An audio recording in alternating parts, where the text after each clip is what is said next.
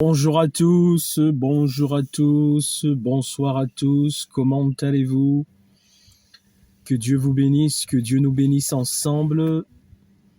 Je prie que vous teniez bon dans la foi en Jésus-Christ, dans la confiance. La foi, ça veut dire la confiance, avoir foi en quelque chose ou en une personne ou en dans tout ce qu'on souhaite avoir la foi.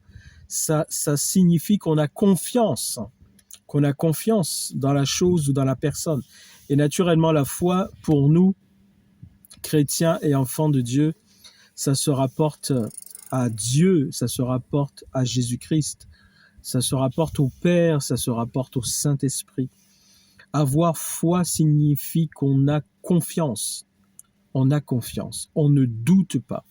Alors, je voudrais apporter un court message à une personne ou à différentes personnes pour les encourager. Des personnes qui ont prié et à qui Dieu a répondu favorablement. Vous avez prié, Dieu vous a exaucé. Vous avez prié et Dieu vous a exaucé. Mais pourtant, vous êtes déçus. Vous êtes soit dans la tristesse ou vous êtes soit dans la colère. Vous êtes déçus. Vous avez prié et vous êtes déçus parce que vous estimez que la raison pour laquelle vous avez prié, la prière que vous avez adressée à Dieu, souvenez-vous, c'est comme Salomon, le fils de David, lorsque il a succédé à son père.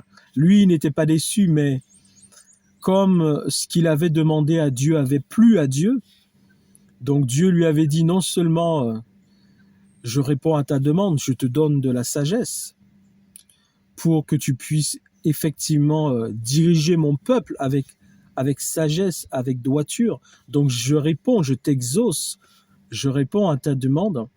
Mais en plus de cela, je vais aussi te donner de la richesse, je vais te donner une renommée internationale, voilà. Et Dieu lui a promis de le bénir au-delà de ce qu'il avait demandé, parce que sa demande avait plu à Dieu, et c'est ce qui s'est effectivement passé pour Salomon, le roi, fils de David, devenu le roi d'Israël à la mort, au décès de son père David. Lui, il n'était pas déçu, mais c'était juste pour vous dire, vous voyez comme sa prière avait plu à Dieu, donc Dieu lui avait répondu favorablement et lui avait donné au-delà de ce qu'il avait demandé. Et vous aussi, vous avez prié et ce que vous avez demandé à Dieu a plu à Dieu. Parce que ce que vous avez demandé à Dieu a consisté à demander à Dieu de vous aider à vous approcher de lui, à grandir dans la foi, à lui ressembler de plus en plus. Il y a une parole de Dieu qui nous dit que nous devons parvenir à la stature parfaite de Christ. Et c'est ce que vous demandez, c'est ce pourquoi vous avez prié, car vous souhaitez marcher de mieux en mieux avec le Seigneur Jésus-Christ, lui ressembler de plus en plus. Vous souhaitez qu'il vous utilise, vous souhaitez être utile au service de Dieu, et tout cela plaît à Dieu, et Dieu vous a exaucé. Vous avez prié en ce sens, et Dieu vous a exaucé. Mais pourtant, vous êtes déçus, vous êtes dans la tristesse, ou vous êtes même dans la colère. Et pourquoi cela? C'est parce que vous n'avez pas reconnu l'exaucement de Dieu. Vous n'avez pas reconnu que Dieu vous a exaucé. Et pourquoi n'avez-vous pas reconnu que Dieu vous a exaucé? C'est parce que vous avez imaginé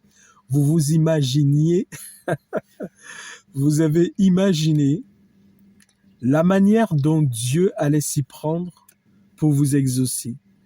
Vous avez demandé à ce que Dieu transforme votre caractère, à ce qu'il vous donne plus d'amour, à ce qu'il vous permette de voir les choses comme lui, il les voit, à ce qu'effectivement le caractère de Christ se forme en vous, à ce que vous parveniez à la stature parfaite de Christ.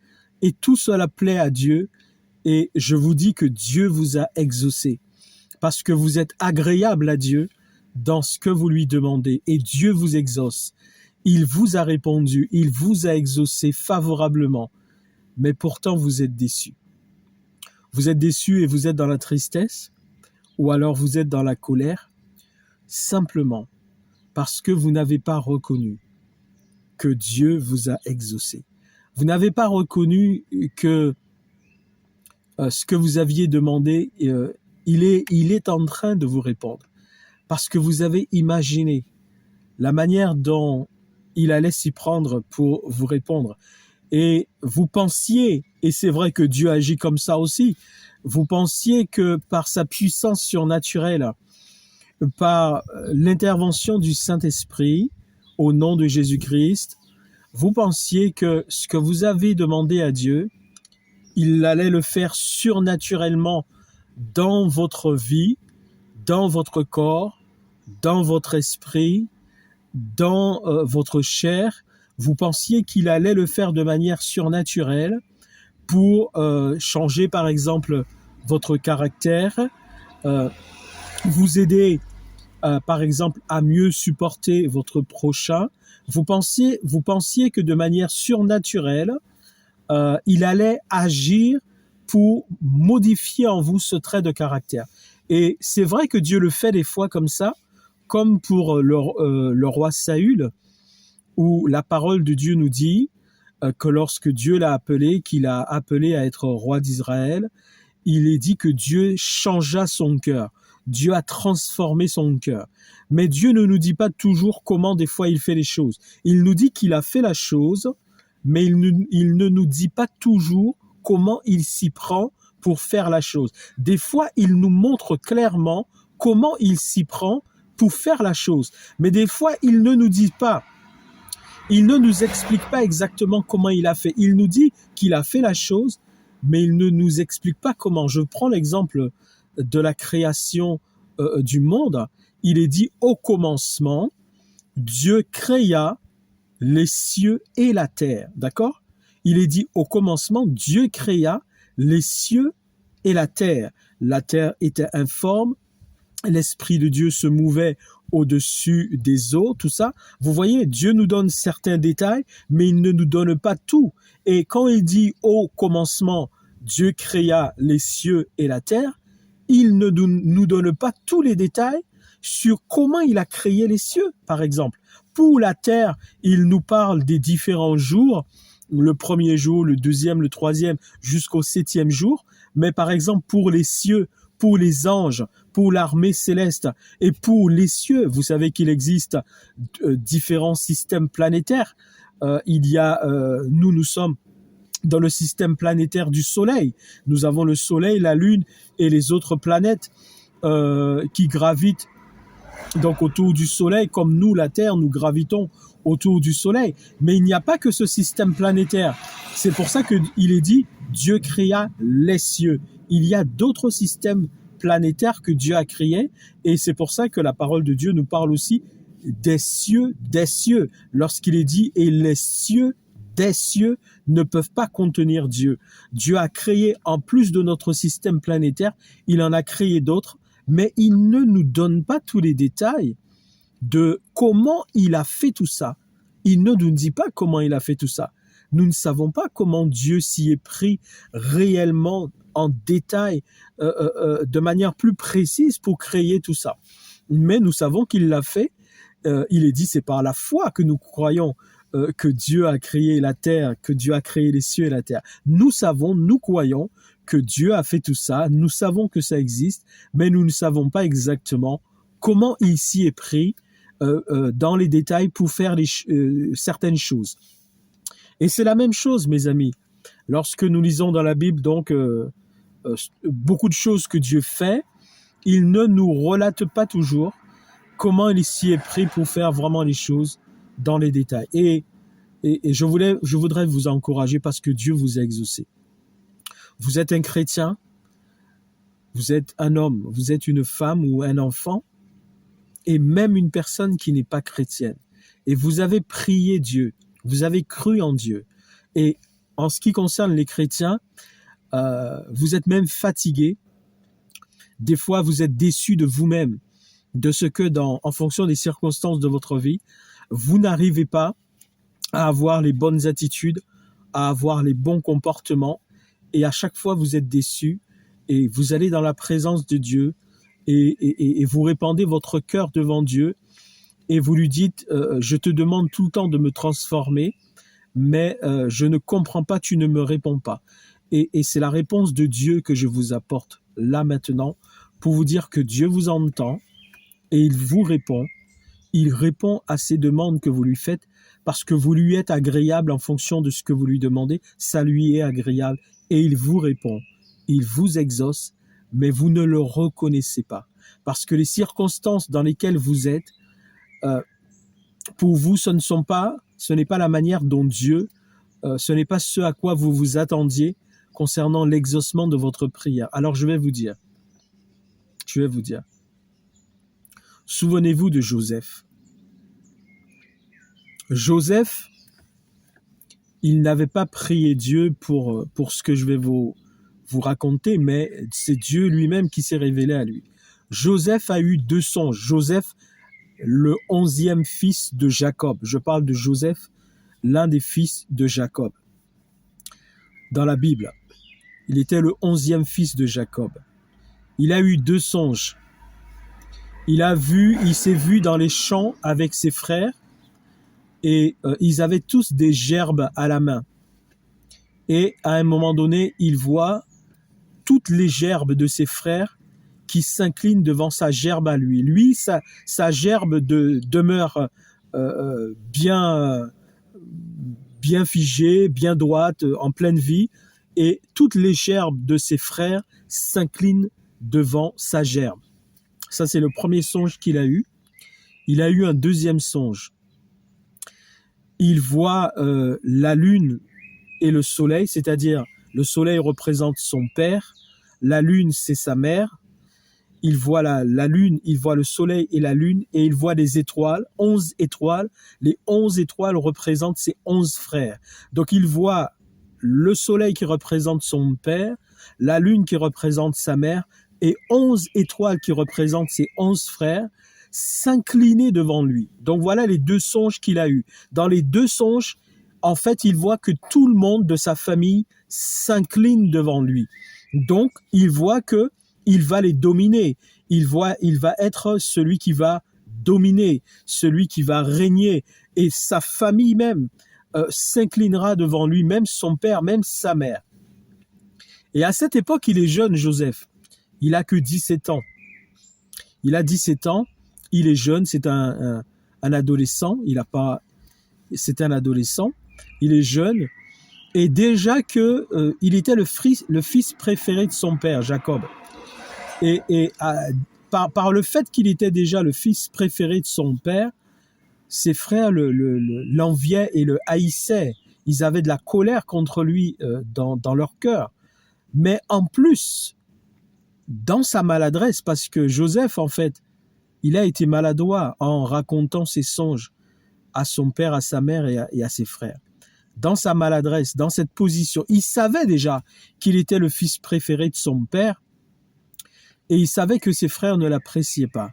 Et quand il a eu ces 2 songes pour lui montrant que toute sa famille va s'incliner devant lui, il n'a pas été sage, Joseph, de leur raconter ces songes-là. Et ça va attiser encore plus, il va raconter ces 2 songes donc à sa famille, et ça va encore attiser plus la haine et la colère de ses frères contre lui. Donc, vous connaissez l'histoire ou peut-être pas, ses frères vont l'attraper et ils voudront le tuer. Mais comme Dieu a la main sur Joseph, Dieu ne permettra pas que ses frères le tuent comme Caïn a fait envers son frère Abel. Caïn a fait la même chose. Dieu l'avait averti pour qu'il ne fasse pas ça. mais il l'a fait. Caïn, par la haine, la colère contre son frère Abel, il l'a tué. Mais pour Joseph, ça ne s'est pas passé ainsi, car Dieu avait d'autres projets pour Joseph, et Dieu a gardé Joseph en utilisant l'un de ses frères, Judas, pour dire, mais c'est notre frère, on ne peut pas le tuer. Donc, à défaut de le tuer, ils l'ont jeté dans une citerne et puis ils l'ont vendu. Ils l'ont vendu pour qu'il soit esclave. Il est devenu un esclave en Égypte, comme vous savez. Il a été esclave dans la maison de Potiphar. Et lorsqu'il a été esclave dans la maison de Potiphar, il a été accusé injustement par la femme de Potiphar qui voulait coucher avec lui. Il a été accusé injustement et il a été mis en prison. Et dans la prison, il a vécu beaucoup de choses et notamment à un moment donné, il a secouru, il a révélé les songes du panetier et de l'échanson du roi d'Égypte. Il leur a révélé à chacun leurs songes. Et il leur avait dit, ne m'oubliez pas, surtout quand vous irez auprès du roi et tout. Et on l'a oublié. Donc en fait, il a vécu plein de choses qui n'étaient pas faciles en étant esclave en Égypte, en ayant été accusé injustement, en étant été mis en prison. On l'a oublié. Qu'est-ce qui s'est passé? C'est que ça a pris 13 ans, mes amis. Ça a pris 13 ans. Entre le moment où Dieu lui a donné ces deux songes, où lui montrait qu'il allait dominer sur toute sa famille, que sa famille s'inclinerait devant lui, et entre le moment où ça s'est réalisé, ça a pris 13 ans, mes amis. Enfin, ça a pris 13 ans pour qu'il devienne le premier ministre d'Égypte. C'est au bout de 13 ans, après avoir vécu plein de choses difficiles, des choses terribles, on a cherché à le tuer. Ses propres frères l'ont attrapé, comme on attrape quelqu'un, comme on attrape un animal qu'on veut égorger, mes amis. Ses frères l'ont attrapé pour le tuer. Mais comme Dieu a empêché à ses frères de le tuer, ils l'ont vendu. Et il est devenu un esclave, mes amis, en Égypte. Il n'était pas libre, il était esclave. Et en étant esclave, la femme de Potiphar l'a injustement accusé de vouloir l'agresser sexuellement, de vouloir la violer. On l'a jeté en prison, mes amis. Et il est resté en prison des années, mes amis. Et malgré qu'il avait interprété les songes de l'échanson et du panetier du roi, les chansons et le panetier, l'un d'eux a été mis à mort et l'autre a été rétabli dans ses fonctions, mais ils l'ont oublié aussi. Et ça a pris 13 ans, mes amis, pour qu'il devienne le premier ministre d'Égypte.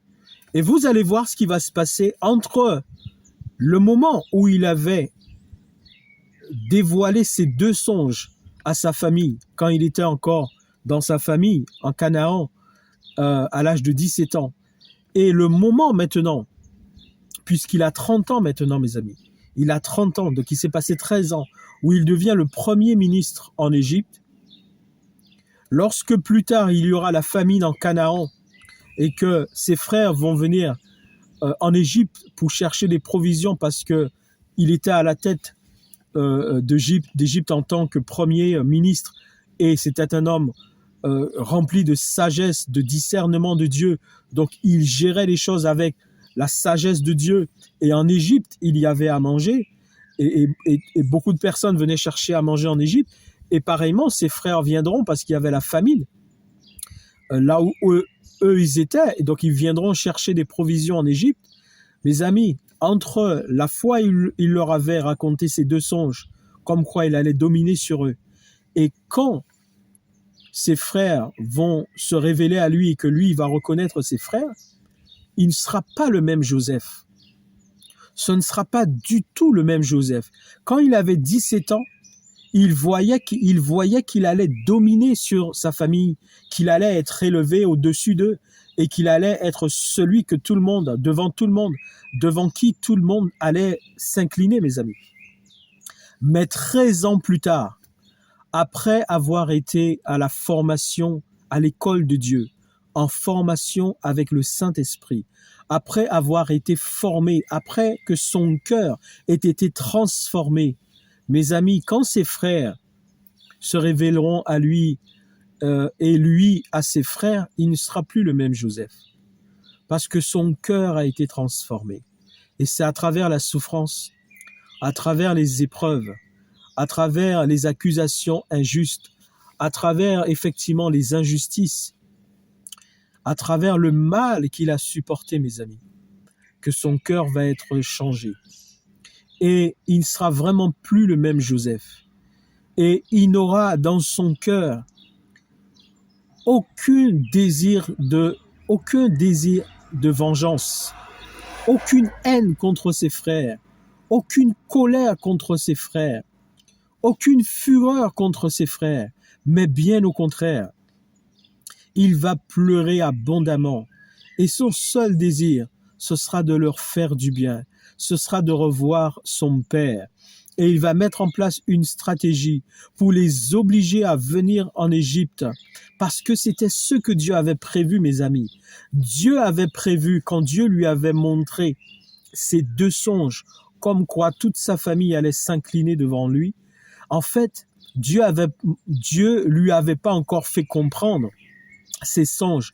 Et quand il leur avait expliqué ça à 17 ans, il lui-même n'avait pas compris. Mais quand 13 ans plus tard, après avoir été à l'école de Dieu, après avoir été à la formation de Dieu, quand il a 30 ans maintenant, quand il a bien souffert à travers toutes ces injustices, et que maintenant, mes amis, il a compris ce que Dieu lui avait montré 13 ans plus tôt, quand il revoit ses frères, mes amis, il ne les revoit plus avec la vision qu'il avait.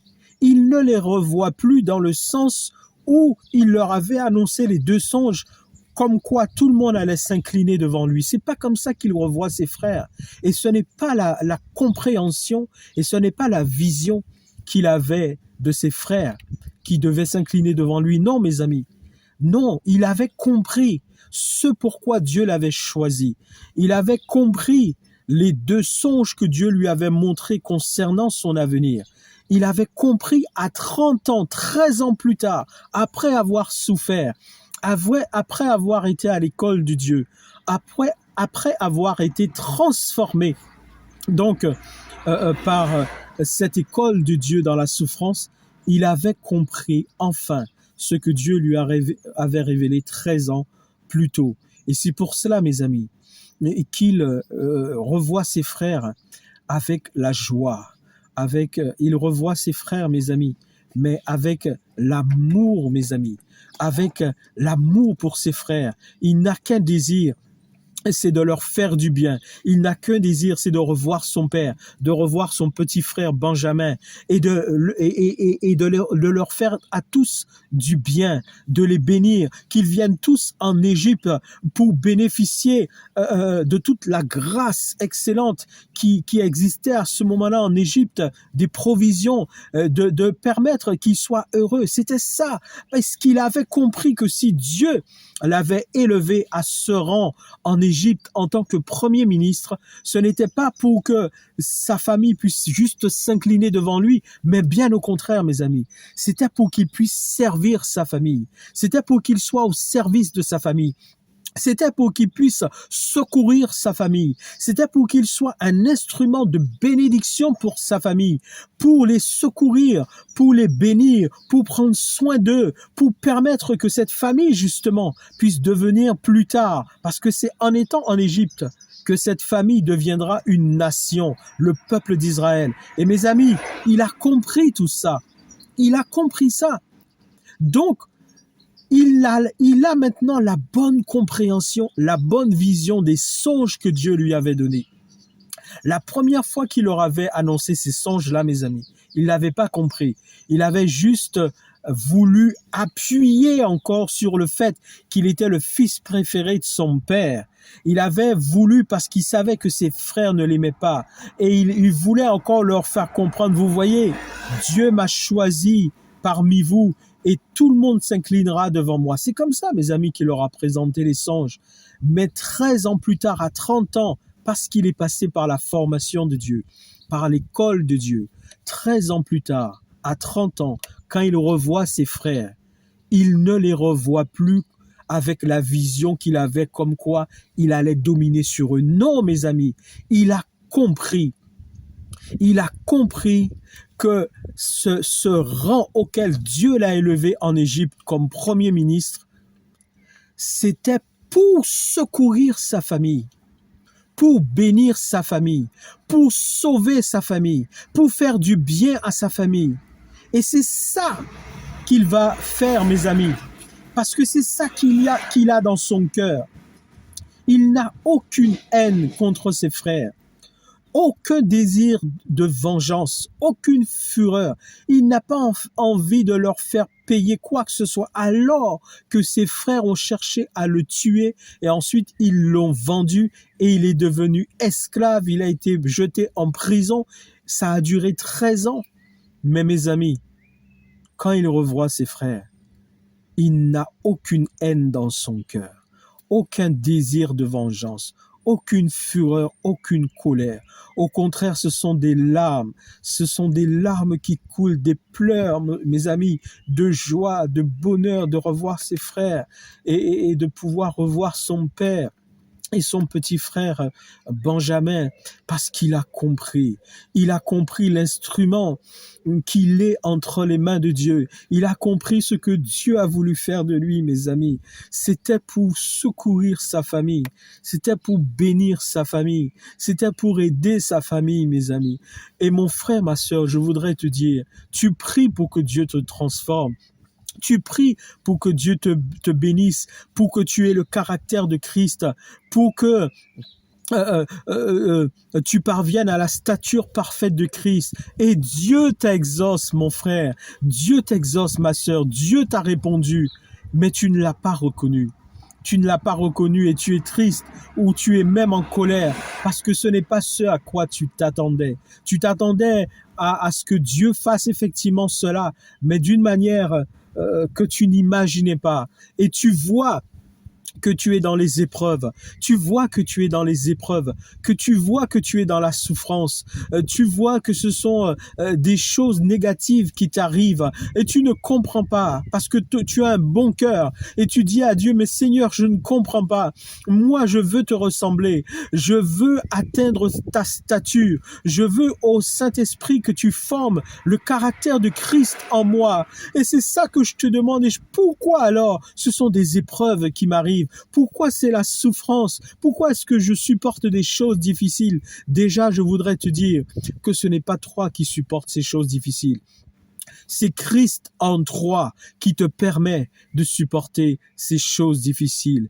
Et comme Joseph, Dieu est en train de te faire passer par son école, par sa formation, parce que c'est à travers ça qu'il va t'apprendre, mon frère, ma sœur, à travers la souffrance, à travers les difficultés, qu'il est en train de t'apprendre à ne pas agir avec colère, à abandonner la fureur, à ne pas vouloir te venger, à ne pas souhaiter et désirer le mal contre tes ennemis. Oui, mon frère, ma sœur, la prière que tu as faite en demandant à Dieu de former le caractère de Christ en toi, Dieu t'a exaucé, Dieu est en train de t'exaucer, Dieu t'a répondu.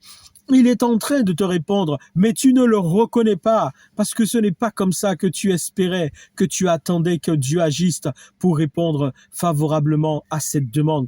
Mais pourtant, il t'a répondu. Pourtant, il est en train de t'exaucer. Et les épreuves, les souffrances que tu es en train de supporter, c'est lui qui te permet de les supporter. Mais c'est pour former en toi ce que tu lui as demandé, et notamment le caractère de Christ, afin que tu puisses abandonner la colère, afin que tu puisses abandonner la fureur, afin que tu n'aies pas le désir de vengeance, afin que tu ne désires pas le mal contre tes ennemis. Et c'est le caractère de Christ qui est en train de se former en toi, comme lorsque Jésus, allant à la croix, il est dit, il a été mené comme une brebis qui n'a point ouvert la bouche. Il s'est laissé faire, il s'est laissé emmener, capturer, accuser, mais il savait au bout ce qui allait se passer. Il voyait déjà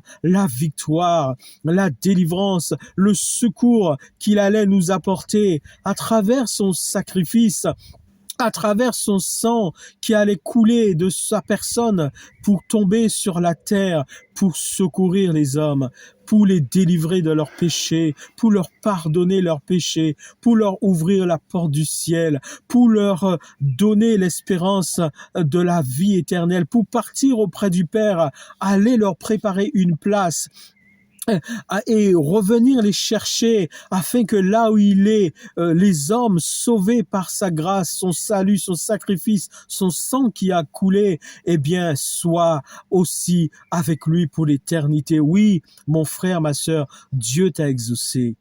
Dieu t'a répondu et tu es même en train d'être exaucé par Dieu de manière favorable, mais tu n'as pas reconnu, mais tu ne reconnais pas la manière dont il s'y prend pour t'exaucer. Et c'est pour cela que tu es triste. Et c'est pour ça que tu es en colère. Parce que Dieu utilise la souffrance. Dieu utilise les épreuves.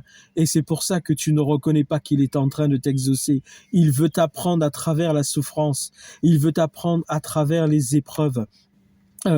À abandonner la colère, à abandonner la fureur, à ne pas agir par colère, à ne pas agir avec la fureur, à ne pas désirer le mal, la vengeance contre tes ennemis, contre ceux qui t'attaquent, parce que c'est lui qui s'en occupe, mais toi tu ne dois pas désirer la vengeance contre eux. Et c'est le caractère de Christ, effectivement, qu'il est en train, en ce moment même, de forger, de former en toi. C'est ce que le Saint-Esprit est en train de former en toi. Mais tu ne le reconnais pas parce que ce n'est pas ainsi que tu pensais qu'il allait t'exaucer. Alors, s'il est vrai qu'il utilise en ce moment la souffrance et les épreuves dans ta vie pour t'exaucer par rapport à ce que tu lui as demandé, parce que tu lui es agréable justement, parce que tu lui es agréable et ce que tu lui demandes lui fait plaisir et il est en train de te répondre. Mais je veux te dire aussi qu'il y a un temps fixé où ton épreuve s'arrête.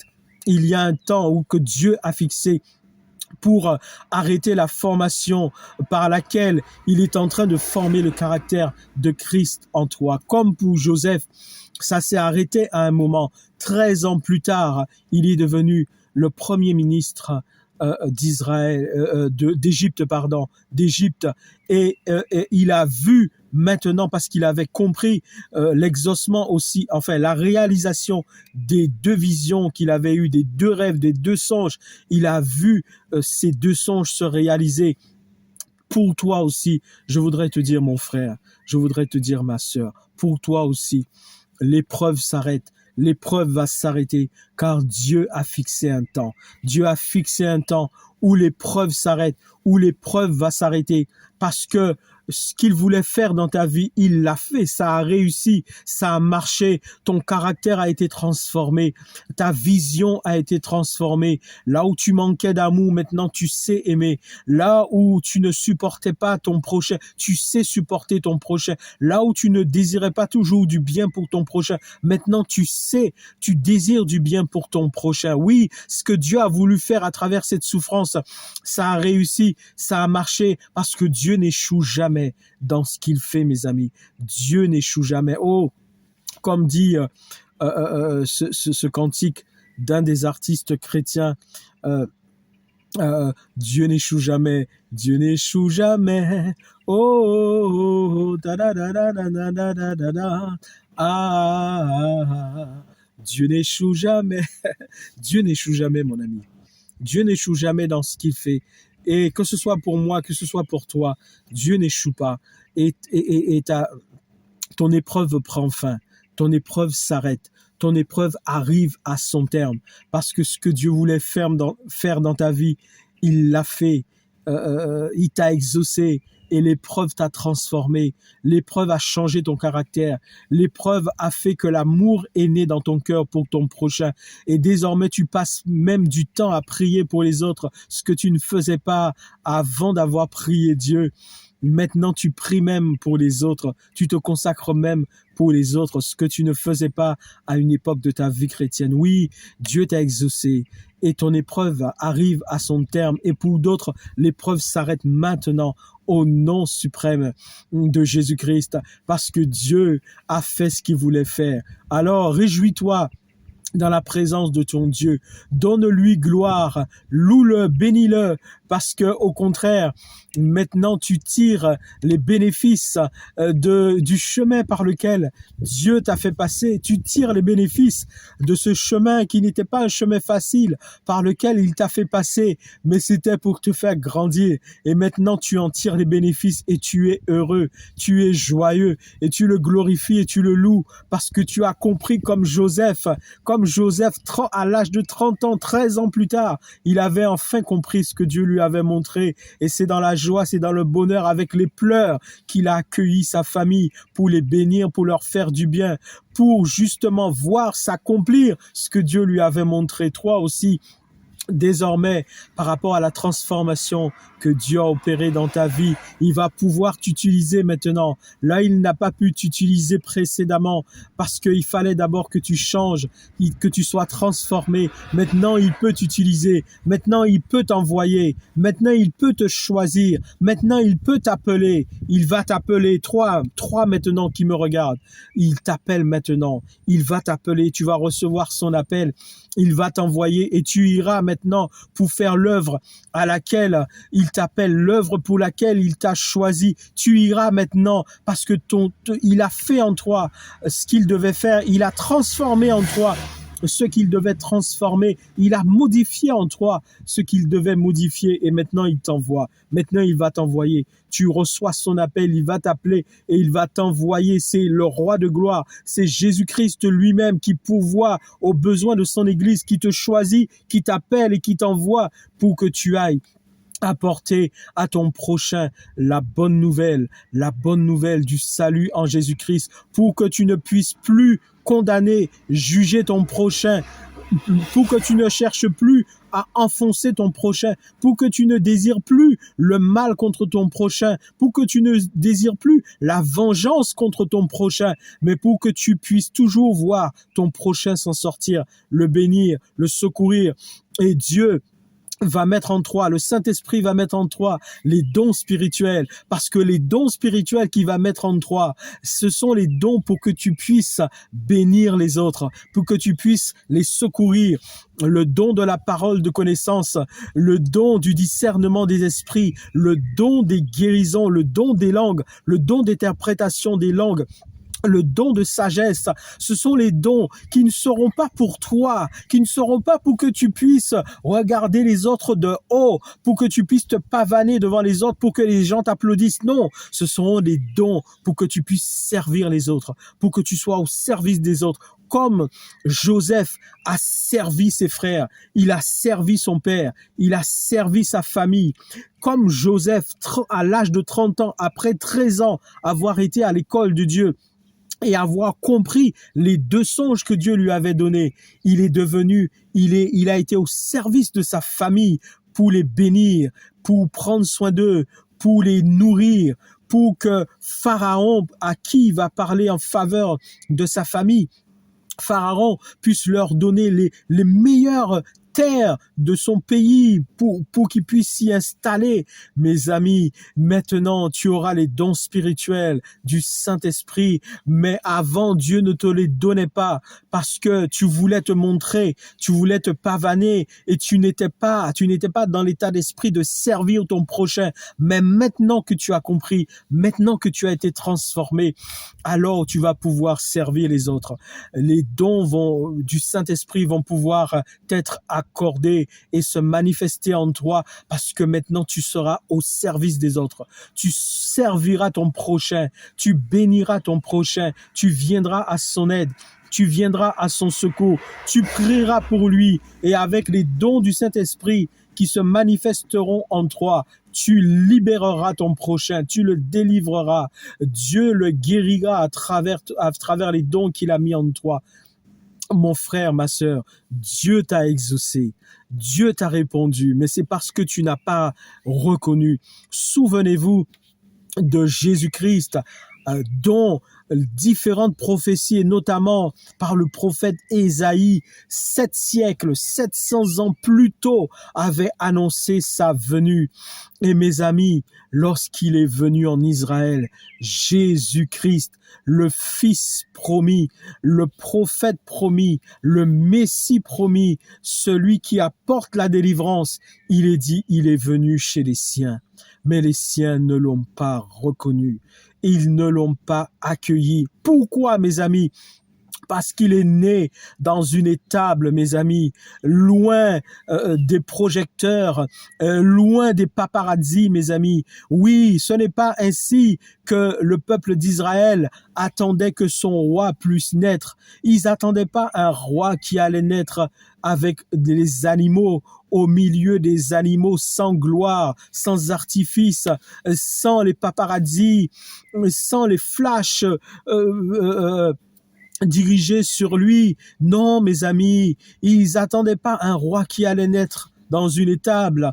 Ils n'attendaient pas un roi qui allait être charpentier et fils du charpentier et non pas dans le palais royal. Non, mes amis, ils n'attendaient pas un roi qui était comme tout le monde au milieu du peuple, dans la simplicité, qui mangeait avec tout le monde, qui marchait, qui vivait comme tous les autres et non pas dans un palais royal. Ils n'attendaient pas un roi de cette manière, mes amis, qui était comme faible au milieu du peuple d'Israël. Ils n'attendaient pas un roi qui allait se laisser faire et qu'on allait emmener à la crucifixion sur une croix, mes amis, à qui on allait percer les mains, les pieds, le côté. Et non, mes amis, ce n'est pas ce roi-là qu'ils attendaient. Ils attendaient un roi glorieux qui vienne dans la puissance, avec autorité, qui allait chasser les Romains, qui allait établir son règne avec force, puissance, autorité, que tout le monde allait craindre, que toutes les nations allaient craindre. Et c'est pour ça que lorsqu'il est venu comme un rejetant qui naît dans une étable au milieu des animaux, Jésus-Christ, ils ne l'ont pas reconnu. Il est venu chez les siens et les siens ne l'ont pas reconnu. Mais à tous ceux qui l'ont accepté, à tous ceux qui l'ont reçu, Jésus-Christ leur donne le pouvoir, la force, la puissance de naître de nouveau en lui et de devenir des enfants de Dieu, des maisons de Dieu en esprit qui vivent sur la terre. Mes amis, c'est glorieux, c'est merveilleux, c'est excellent. Tu n'as pas reconnu que Dieu t'a exaucé. Pourtant, Dieu t'a exaucé, Dieu t'a répondu, mais les circonstances ont fait que tu as regardé aux circonstances qui étaient douloureuses dans l'épreuve et tu n'as pas reconnu que Dieu t'exauçait pour te transformer à son image afin ensuite de pouvoir t'utiliser. Et tu es triste ou tu es en colère, laisse tomber la tristesse, laisse tomber la colère parce que Dieu t'a exaucé, Dieu t'a répondu et il est en train de te transformer et il t'a transformé. Et ton épreuve arrive à son terme. Et ton épreuve s'arrête maintenant. Et il va pouvoir t'utiliser. Il va pouvoir t'envoyer et te donner les dons spirituels. Et tu vas pouvoir servir ton prochain maintenant. Ce que tu n'étais pas prêt à faire maintenant, maintenant tu vas servir ton prochain. Et tu le feras de manière désintéressée. Tu n'attendras et tu ne chercheras aucune gloire, aucune couronne pour toi. Tu ne voudras qu'une seule chose, être au service de Dieu pour servir ton prochain de manière désintéressée au nom de Jésus-Christ, par l'onction et la puissance du Saint-Esprit sous l'autorité du Père. Oui, mon ami, oui, mon frère. Oui, ma sœur, c'est la bénédiction de Dieu pour toi. C'est le message que je devais t'emmener pour t'encourager et pour te dire, quitte la tristesse et abandonne la colère, car oui, Dieu t'a exaucé. Oui, Dieu t'a répondu, mais c'est parce que tu n'as pas compris. Mais maintenant que tu comprends, maintenant que tu as compris l'épreuve, la situation difficile par laquelle tu es passé, maintenant tu abandonnes la tristesse au nom de Jésus-Christ. Tu abandonnes la colère au nom de Jésus-Christ et Dieu te relève. Il relève ta tête et il va t'utiliser maintenant pour l'œuvre à laquelle il t'a appelé.